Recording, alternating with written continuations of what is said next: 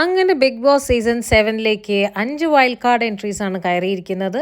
ആക്ടറായ ജിഷൻ, ഇന്റർവ്യൂറായ മസ്താനി, വേദലക്ഷ്മി എന്ന് വിളിക്കുന്ന ലക്ഷ്മി ഹരികൃഷ്ണൻ, ഫുഡ് വ്ളോഗറായ സാബുമാൻ, പിന്നെ പ്രവീൺ. ഹൗസിലേക്ക് കയറിയ വൈൽഡ് കാർഡ്സിനോട് ബിഗ് ബോസ് ചോദിക്കുന്നുണ്ട് ആ ഒരു ഗാങ് കൾച്ചറിനെ കുറിച്ച് പറയാനും അതുപോലെ തന്നെ ഒട്ടും ആക്റ്റീവ് അല്ലാത്തവരും ബോറിംഗ് ആയിട്ടുള്ള ആൾക്കാരെ കുറിച്ച് പറയാനും. അങ്ങനെ ഓരോരുത്തരും അവരുടേതായ കാഴ്ചപ്പാടിനനുസരിച്ച് ഓരോ കാര്യങ്ങൾ പറയുന്നുണ്ട്. പിന്നെ അവർ പുറത്തുനിന്ന് വന്നതാണല്ലോ, അപ്പോൾ ഏകദേശം അറിയാം ആളുകളുടെ സപ്പോർട്ട് എങ്ങനെയാണ്, ആർക്കൊക്കെയാണ്. പിന്നെ റിവ്യൂസ് കണ്ടിട്ടുണ്ടാവും, അതിൻ്റെ കോമെൻറ്റ്സ് അവർ വായിച്ചിട്ടുണ്ടാവും. അപ്പോൾ ഏകദേശമൊക്കെ ഒന്ന് പറയുന്നുണ്ട് കാര്യങ്ങൾ.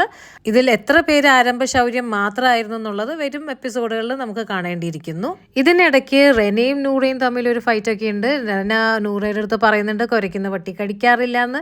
അപ്പോൾ തിരിച്ച് നൂറ റെനയെ പറയുന്നുണ്ട് സിർലാക്ക് ബേബി എന്നൊക്കെ പറഞ്ഞ്, അങ്ങനെ ഒന്നും രണ്ടൊക്കെ പറഞ്ഞ് അങ്ങോട്ടും ഇങ്ങോട്ടൊക്കെ നടക്കുന്നുണ്ട്. അങ്ങനെ ചെറുതായിട്ട് തുടങ്ങിയ അടി കുറച്ച് വലുതാവാൻ തുടങ്ങി. നൂറയെ റെന പറയുന്നുണ്ട് don't be jealous of me എന്ന്. തിരിച്ച് സിർലാക്ക് അമ്മായിന്ന് നൂറ റെനയോടും പറയുന്നുണ്ട്. എന്ത് തന്നെയായാലും റെനയുടെ വായ ഒന്ന് അടഞ്ഞത് നൂറയുടെ മുൻപിൽ തന്നെയാണ്, അത് പറയാതിരിക്കാൻ കഴിയില്ല. അങ്ങനെ പിന്നീട് അക്ബർ പതുക്കെ റെനയെ കൂട്ടി അവിടെ കൊണ്ടുപോയി ഇരുത്തുന്നുണ്ട്.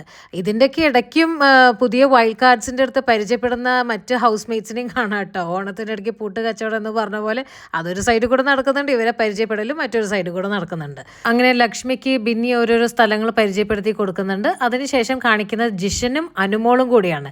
അപ്പോൾ ജിഷൻ വിചാരിച്ചിട്ടുണ്ടാവും അനുമോളുടെ കൂടെ കൂടി കുറച്ചൊന്ന് സ്ക്രീൻ സ്പേസ് എടുത്താലോ എന്ന്. അങ്ങനെ വീട് മുഴുവൻ പരിചയപ്പെടുത്തി കൊടുക്കുന്ന അനുമോളും ഇവിടെ ഇരുന്നിട്ടാണ് ഞാൻ കരയാറ്, ഇവിടെ ഇരുന്നിട്ട് ഞാൻ വായ പൊത്തി കരയെന്നൊക്കെ പറഞ്ഞു കൊടുക്കുന്നുണ്ട് ജിഷന്. അങ്ങനെ പണിപ്പുരയൊക്കെ കാണിച്ചു കൊടുക്കുന്നുണ്ട്. അതിനുശേഷം മസ്താനിയെ കാണിക്കുന്നുണ്ട് മറ്റുള്ളവരുടെ കൂടെ ഇരുന്ന് സംസാരിക്കുന്നത്. മസ്താനി പതുക്കെ തിരിഞ്ഞു നോക്കിയപ്പോൾ അതാ ജിഷൻ അനുവിൻ്റെ കൂടെ പുറത്ത് നടന്ന് സ്ക്രീൻ സ്പേസ് എടുക്കുന്നു.